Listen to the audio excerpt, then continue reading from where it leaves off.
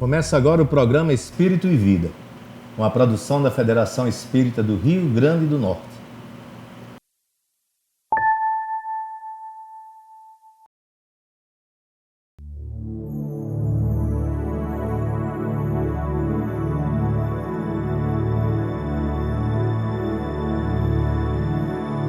Ao vermos uma hélice de avião em movimento, não conseguimos distinguir cada uma das pás, mas apenas um bloco, como se elas fossem uma parede.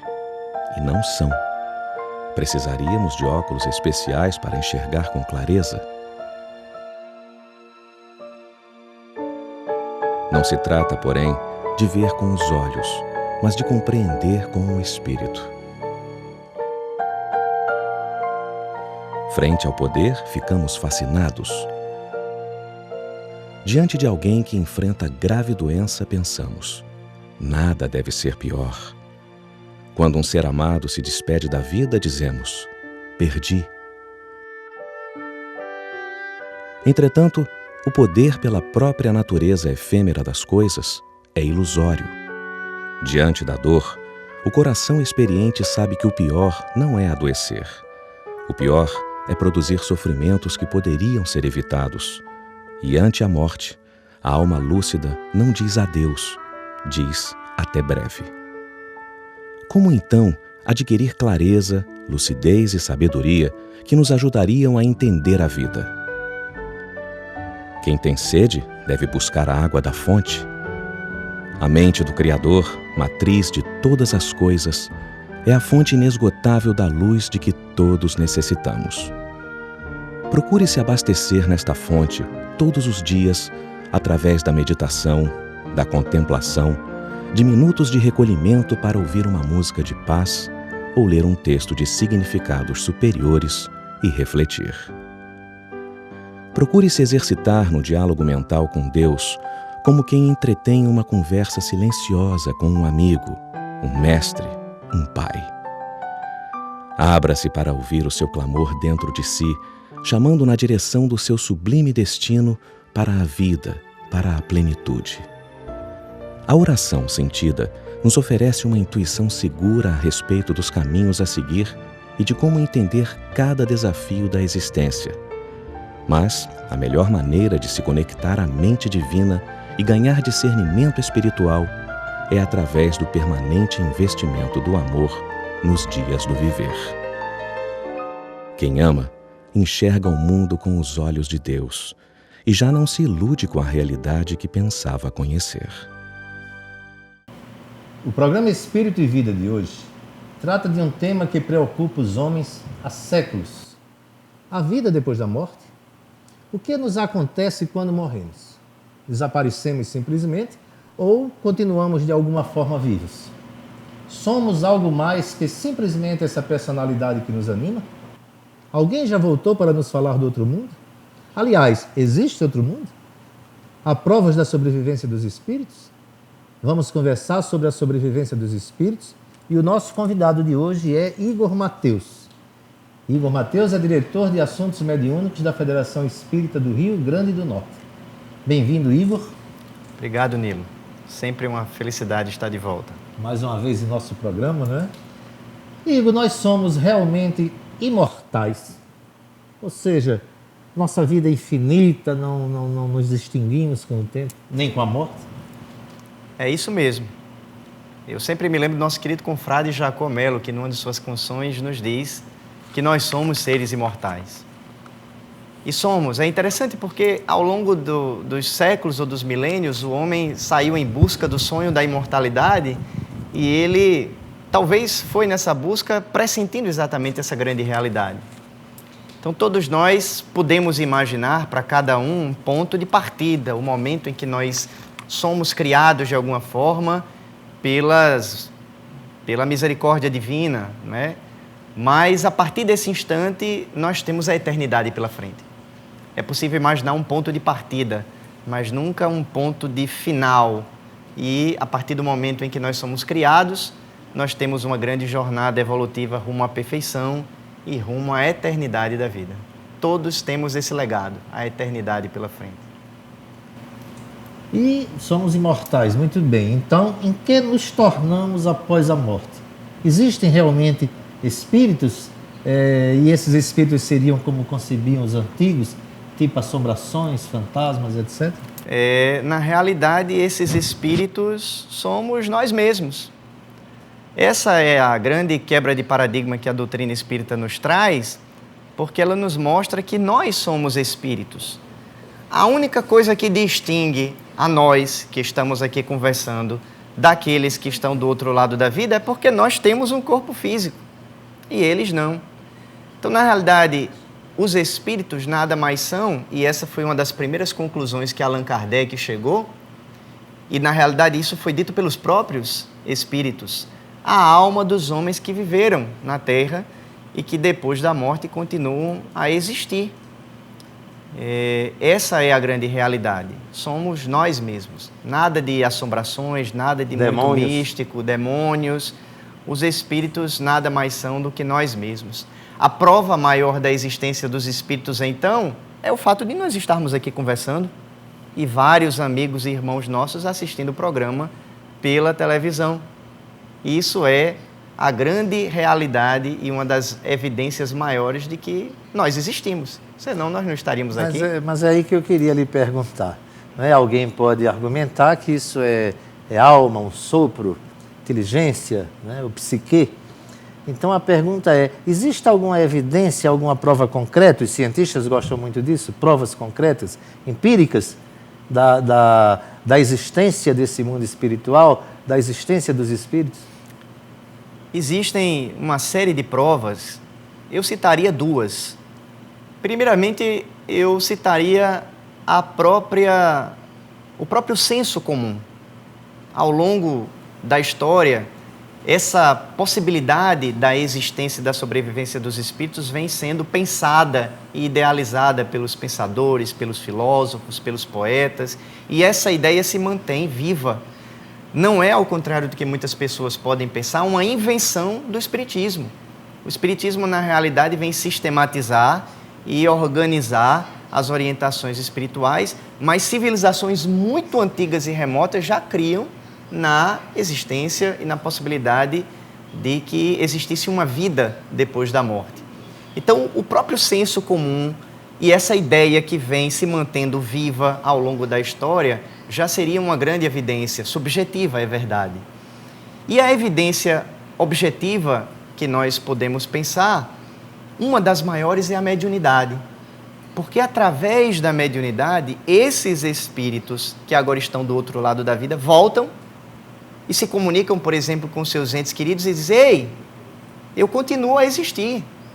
E dão provas irrecusáveis de que são eles mesmos. Que não é uma abstração, porque o médium, que é o instrumento de comunicação daquele espírito, não pode saber de detalhes da sua vida, de circunstâncias que só eles poderiam saber. Então, muitas vezes, na mediunidade, nós temos uma grande prova da existência. A reencarnação também, e que vem sendo estudada seriamente por muitos cientistas, por muitos pensadores, há muitas obras que tratam sobre a reencarnação, é uma outra grande evidência. Porque em determinado crianças que lembram, né, de vidas anteriores. Exatamente, crianças que lembram de vidas anteriores, que afirmam: olha, na existência anterior eu era a personalidade de fulano de tal, eu vivi na cidade tal, o meu pai era assim assado. Muitas vezes elas conseguem reencontrar os seus familiares agora já bem mais maduros e dizem: olha, eu quando estava no meu quarto, há casos, o Dr. Ian Stevenson, ele trabalha muito, né, e pesquisou muito essa questão, há casos de crianças que deram detalhes de como era a sua existência anterior. As ideias inatas, determinadas crianças que executam muito bem instrumentos musicais sem nunca terem tido aulas, materializações também é uma outra grande evidência. Vamos lembrar do Sir William Crookes fazendo as suas experiências com a médium Florence Cook, a partir da qual nós tivemos a materialização do espírito Kate King, apresentando-se ali visivelmente, de forma tangível, e mostrando-se como uma grande prova, inclusive palpável, de que os espíritos continuam a existir depois da morte. Então, o próprio senso comum, a reencarnação, a mediunidade são evidências que já são tratadas hoje de forma científica, a partir de estudos sérios e que nos mostram que nós não estamos falando de uma teoria abstrata, mas de uma realidade concreta nas nossas vidas. E é bom lembrar que o espírito Cat King deixou-se pesar, medir, fotografar durante 2 anos nas condições e nos lugares escolhidos pelo Dr. William Crookes, não é? Vamos agora dar uma parada. A gente volta daqui a pouco, ainda conversando sobre a nossa sobrevivência, sobre a nossa imortalidade com Igor Mateus. Voltamos já.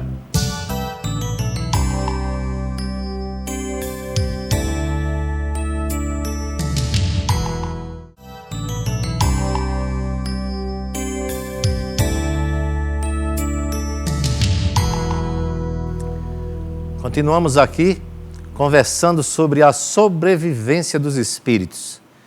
E quem está conosco é o diretor de assuntos mediúnicos da FERN, Igor Mateus. Uma pergunta que talvez as pessoas em casa estejam se fazendo. Qual a diferença, se é que há, entre alma e espírito? Os espíritos nos colocam na questão 134 do Livro dos Espíritos. É uma pergunta que Kardec faz aos imortais. O que é a alma? E os espíritos respondem, a alma é um espírito encarnado. Então, embora sejam conceitos que na realidade expressam, se confundem e muitas vezes são utilizados e tomados um pelo outro sem muito prejuízo, doutrinariamente nós poderíamos afirmar então de que alma é todo espírito que está encarnado. Nós aqui estamos na condição de alma, porque nós estamos encarnados. E quando nós falamos de espírito, nós estamos trazendo inerentemente essa ideia de que é um espírito que está na condição de desencarnado. Ele não está revestido de um corpo físico. Então, a alma é o espírito encarnado. O espírito é a alma desprovida do seu corpo físico. Do seu corpo material. E esses espíritos, não é? Se conforme a gente vê, esse pulula, não é? A existência dos espíritos está em torno de nós. Esses espíritos, eles podem nos fazer o mal de alguma forma, ou, por outro lado, esses espíritos podem nos fazer o bem, podem de alguma forma nos ajudar a impulsionar o progresso ou levar uma vida mais equilibrada, mais harmônica? Esses dois mundos, o mundo material e o mundo espiritual, se acotovelam. Nós estamos em constante relação, realmente, nós, almas e os espíritos. Eles participam da nossa vida muito ativamente, interagindo conosco e conforme os nossos pensamentos, as nossas vibrações e a nossa condição de equilíbrio ou não, nos influenciando realmente para o bem, se são bons espíritos e se nós estamos vibrando na faixa do bem, ou nos influenciando também para o mal, se são espíritos ainda imperfeitos e se nós também estamos oferecendo a nossa sintonia ainda que não está devidamente equilibrada. Então, há espíritos, sim, que trabalham ativamente auxiliando nós outros que estamos aqui no plano dos encarnados, nos protegendo, nos envolvendo nas suas vibrações de paz, auxiliando de alguma forma cada um de nós no nosso trabalho. Certamente nós estamos aqui conversando, rodeados ou secundados por nobres amigos da espiritualidade que nos ajudam, que nos auxiliam, que participam conosco dessa conversa. E depende de nós, esse é o grande recado para cada um, amigos e amigas que estão nos vendo agora, depende de nós, do nosso pensamento, da nossa sintonia, do que está aqui no nosso coração, estabelecer um processo de ligação com as nobres almas, os nobres espíritos do lado de lá e aproveitar da sua ajuda e do seu auxílio e fazer um esforço cada vez maior para não estarmos sintonizando com os espíritos que ainda vibram na faixa negativa. E é preciso perceber que eles existem porque a morte não opera nenhum passe de mágicas. Assim como nós temos aqui na nossa vida material pessoas boas e pessoas más, no mundo espiritual nós temos também, de uma forma muito natural, espíritos bons e espíritos que, digamos assim, ainda não chegaram no patamar da bondade, ainda são espíritos que vibram na faixa do mal, mas que um dia verão a luz e modificarão os seus pendores. Essa coisa de imortalidade, essa coisa de sobrevivência de espírito, nos provoca muitas reflexões, muitas questões. Por exemplo, entre uma vida e outra, entre uma encarnação e outra, o que é que os espíritos, de que os espíritos se ocupam no mundo espiritual. Como seria essa vida no mundo espiritual? É uma vida para aqueles que desejam, né?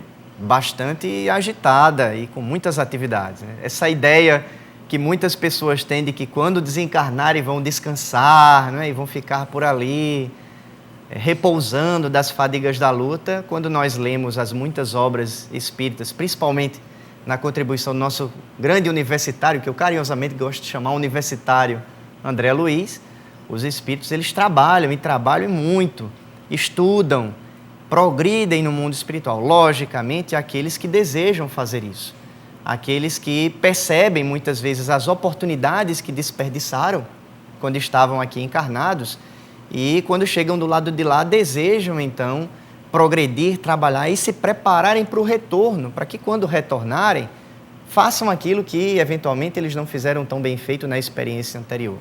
É lógico que isso é uma escolha do espírito. Há espíritos que no mundo espiritual não desejosos do trabalho e não desejosos do progresso podem até permanecer na condição de ociosos, e a misericórdia divina, que respeita o livre-arbítrio de cada um, espera o tempo oportuno da colheita, o fruto que ainda não está maduro, amadurecido. Mas uma pergunta a ser respondida rapidamente para a gente fechar o bloco. Os espíritos se agrupam, agrupamentos familiares, eles moram em casas, habitam, etc. Há um tipo de atividade comum, digamos assim?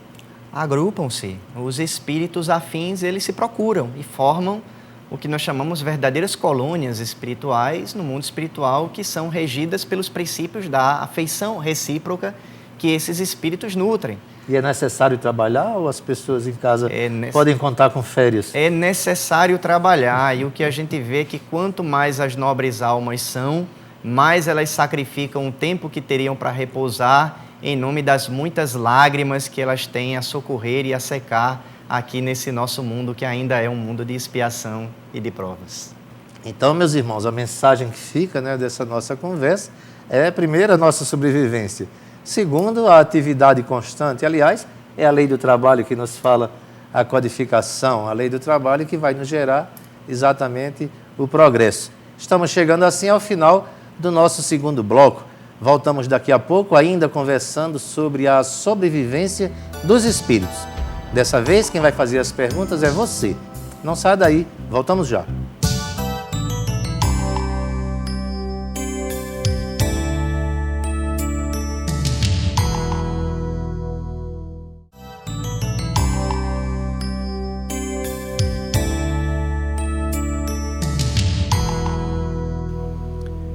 Agora nós vamos ao quadro O Espírito e Vida Responde. Antes, porém, vamos ver algumas imagens feitas na primeira semana de junho. Foi quando aconteceu a primeira reunião com as áreas da CRENATAL no Centro Espírita Luz Divina, em Neópolis. A equipe do programa esteve presente e registrou a ocasião.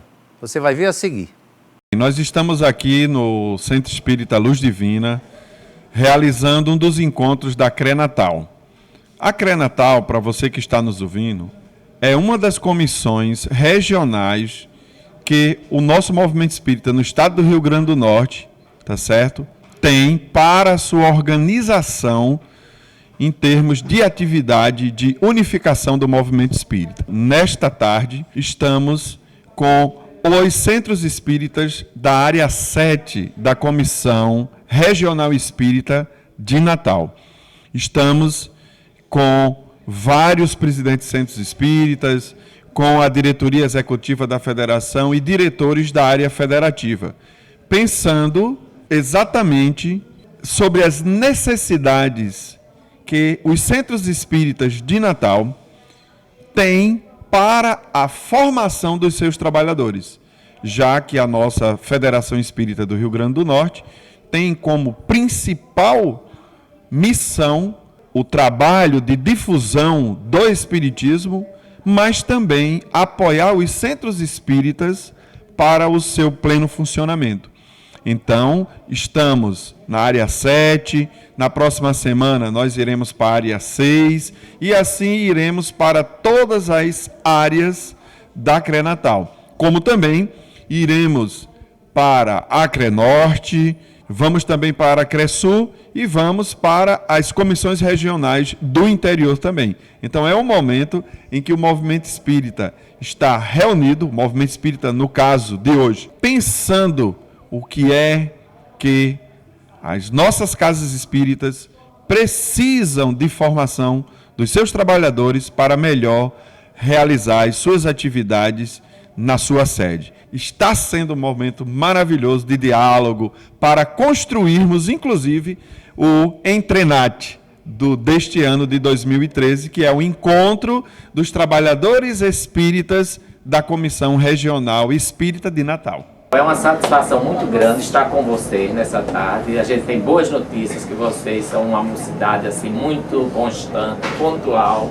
Ficamos felizes porque a juventude é realmente a formação, né, para que a gente tenha a continuidade de uma vida melhor, uma vida mais saudável, uma vida sintonizada com Jesus, com a espiritualidade superior.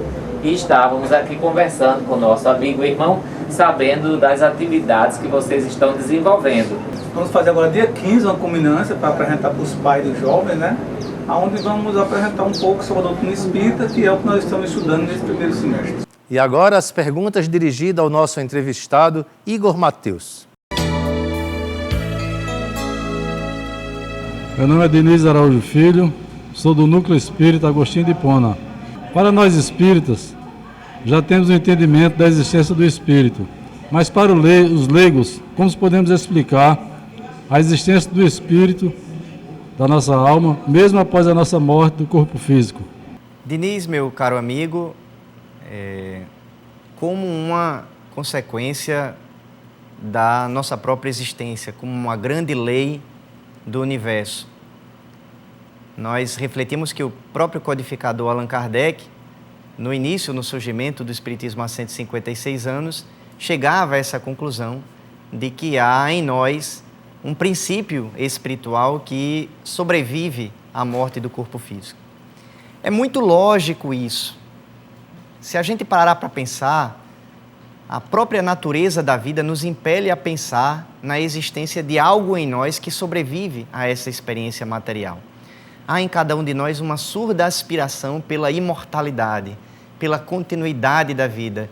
E isso é mais um reflexo e uma prova que vem fazer coro a essa grande realidade de que todos nós somos verdadeiramente seres eternos, seres espirituais, seres imortais, que seguimos, que continuamos e que viveremos por toda a eternidade. Eu sou a Aline Pompeu, da Mocidade Espírita Hauari, e quero saber o que é que acontece com a gente depois que a gente desencarna, depois que morre. O que é que acontece com o espírito? Aline, minha querida, permanecemos vivos. A vida continua, já nos diz o espírito André Luiz em uma de suas obras. A vida continua. E esse espírito que desencarnou, ele vai seguir ao mundo espiritual e continuar a sua jornada evolutiva.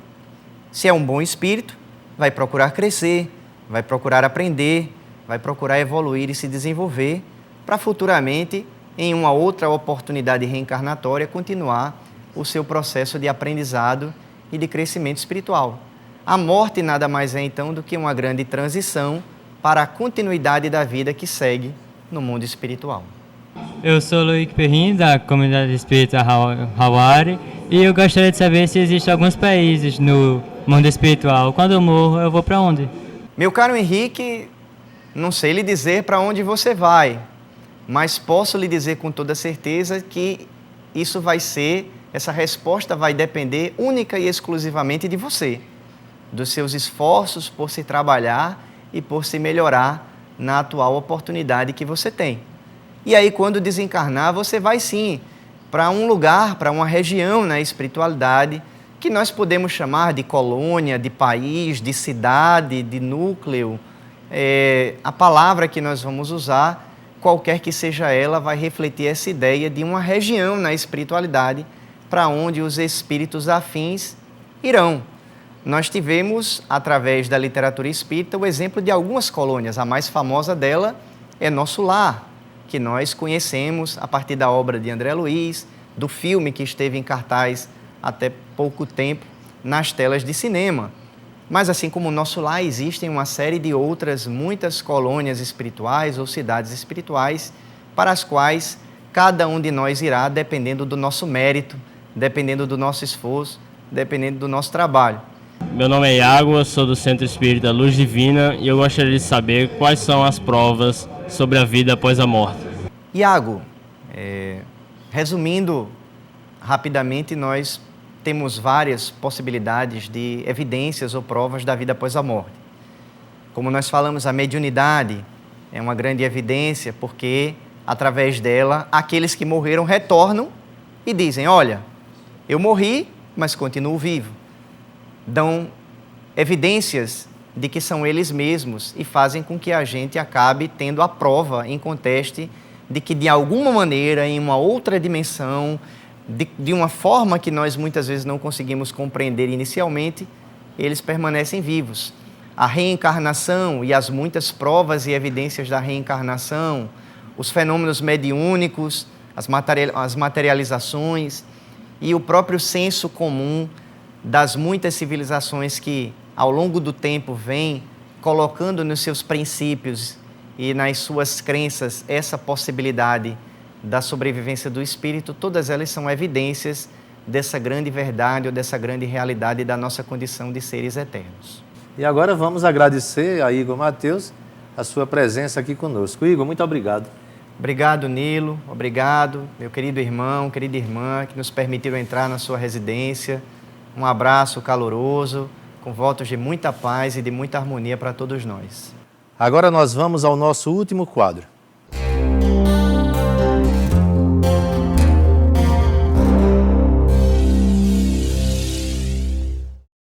O nosso programa dá dicas de livros que podem auxiliar você que pretende aprofundar seus conhecimentos a respeito do tema de hoje.